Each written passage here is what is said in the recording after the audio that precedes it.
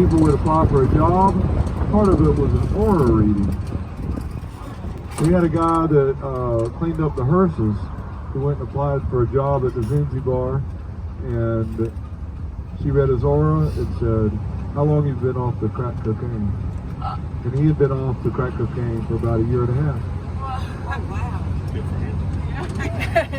He got the job? He got the job, yes, he gave him the job. A dishwasher. Right here on the right is Colonial Park Cemetery, oldest municipal cemetery in the United States. And it's got Revolutionary War soldiers and signers of the Declaration of Independence buried in it, and some of our first yellow fever epidemic victims. But it doesn't have any Civil War soldiers buried in it because it was closed for new burials before the Civil War even began. Oh, wow. Now, during the Civil War, it was occupied by Union troops of the living kind who had to stay out here at the edge of town while Sherman and his officers went into town to enjoy the luxuries of the Green Meldrum House. And they weren't so happy about their sleeping arrangements during the coldest Christmas of the Civil War, so they chose to show their discontent by taking target practice on tombstones and changing dates on tombstones with their bayonets. You can find people out there who died before they were even born. Yeah. And if you look down the length of this brick wall here on the right, you might be able to make out the tombstones that are embedded in the brick. Those are the ones they couldn't match up with graves during the Reformation period after the Civil War had ended. But it wasn't until the 20th century until they started developing this neighborhood right through here. They started digging for the foundations of the buildings that you see around us. But as they did so, their shovels hit hollow wood underneath the ground, and they pulled up coffin after coffin after coffin after coffin for a block in every direction. Oh my God. And most of those coffins they were able to take out to Bonaventure Cemetery or Laurel Grove Cemetery and have them reinterred.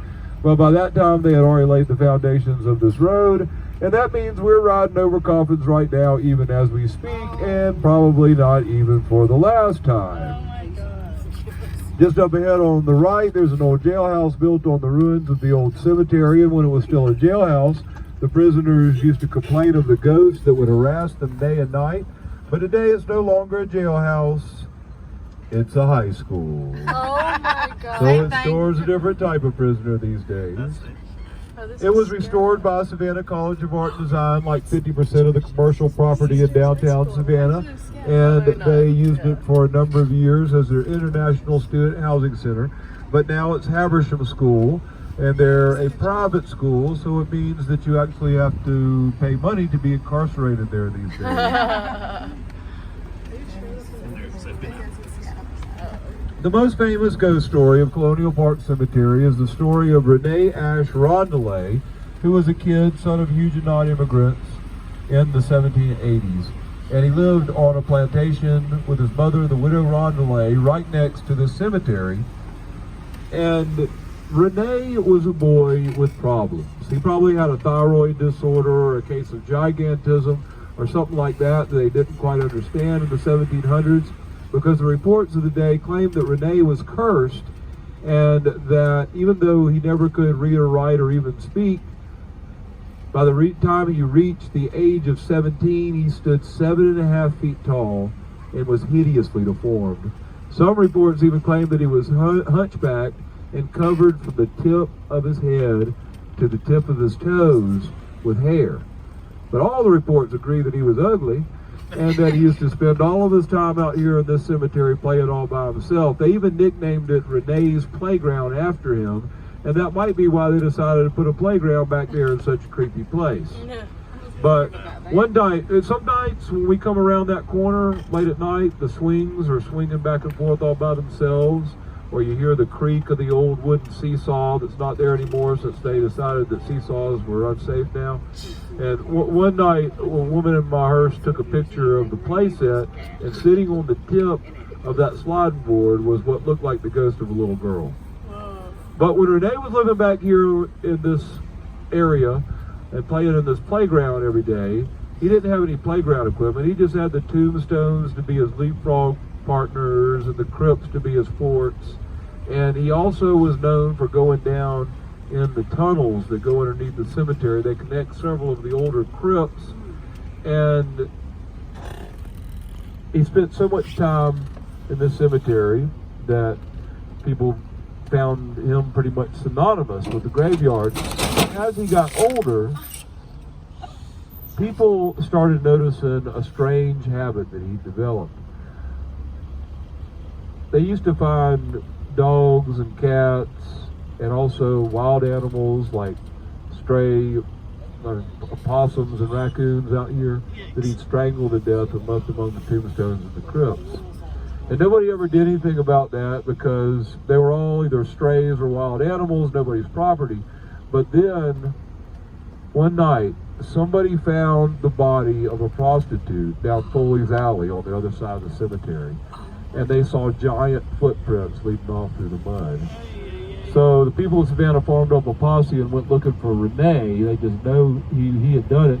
And they eventually found him hiding down in that tunnel that goes underneath the cemetery. They dragged him to the light of day and out to a swamp on the outskirts of town. And there they hanged him until he was dead and delivered his lifeless corpse to the widow Rondolier. She had him buried on her estate. But only about a week later, another woman's body was found in Foley's Alley, strangled to death. Then, a little more than a week after that, a slave girl was found out here in the cemetery, strangled in the same manner and slumped over one of the tombstones. Not much more than a month had passed since Rene's death when the caretakers of this cemetery arrived one morning to unlock the front gates, and there on the front steps lay the body of a 12-year-old girl who had been strangled just like the others. She was the alderman's daughter. And not only that, but they could clearly see, once again, giant footprints leading into the cemetery, even though the gate was locked. But instead of thinking, hey, we got the wrong guy, Rene must have been innocent after all, there's another serial killer on the loose here in Savannah with size 16 feet, people decided instead that Rene had come back from beyond the grave to wreak revenge. And so they formed up another posse, just a few men, and they went out to the Rondolier estate in the dead of night, and they dug up the boy's corpse. They put it in a rowboat and took it out across Savannah River to Hudson Island, and there they burned it and buried the charred remains not far from where the Westin stands today. They had a priest come out and do rites and rituals over it, and just in case that wasn't enough, they even had a shaman come out from the Yamacraw tribe to do a dance all around it, shake some rattles, say some chants. All this to keep Rene in the ground and on the other side of the river in South Carolina forever. And it kind of sort of seemed to work. Because for the rest of the 1700s, there's no strangulation victims reported in Foley's Alley or the cemetery or pretty much anywhere in Savannah. But, you know, when they were digging out the parking garage for the Trade Center across the river on Hudson Island, they actually unearthed a huge human femur. It was deformed and partially burned. And ever since Rene's reburial, people in Savannah have been reporting seeing his ghost walk around in this cemetery. And all these sightings continued through the 1800s, through the 1900s. They even happen today. And Ghost Adventurers even got a film of one of these encounters. But what people have been describing through all these years when they meet Rene out here in the cemetery is pretty much the same. The encounters haven't changed, or people's descriptions at least haven't changed much. It's always somebody out here after dark, either on a tour, just walking by, or waiting on the bus. And they say at first you'll start to feel the sensation like you're being watched. And you just know somehow that someone's in that cemetery looking at you, watching your every move, following your every breath.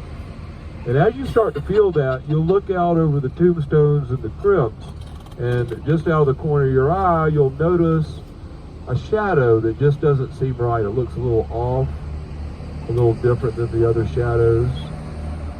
But as you really focus in on just that one spot and start to pay attention, everything will start to get really quiet. And then you'll start to make out features. They describe these huge hulking shoulders and a huge misshapen head that seems to be leering at you out of the distance or from behind one of the crypts or the larger tombstones. And as you watch, they describe how it will start growing bigger, as if it's either expanding or it's coming towards you. And it seems to be moving faster and faster towards you as you watch. People describe these long arms that start to reach out across the cemetery towards you, and claw-like hands that seem to extend and grasp at the air. You'll notice your heartbeat start to get faster and faster as it inches forward. And some people try to run, but you find you can't even move. It's like you're paralyzed as this thing's coming towards you. The only part of your body that's even capable of movement is the rising and falling of your chest as you breathe. But as it begins to reach those claw-like fingers through the rails of the fence, inching closer and closer towards your neck. Oh my God, there it is! Oh my God, it's down here!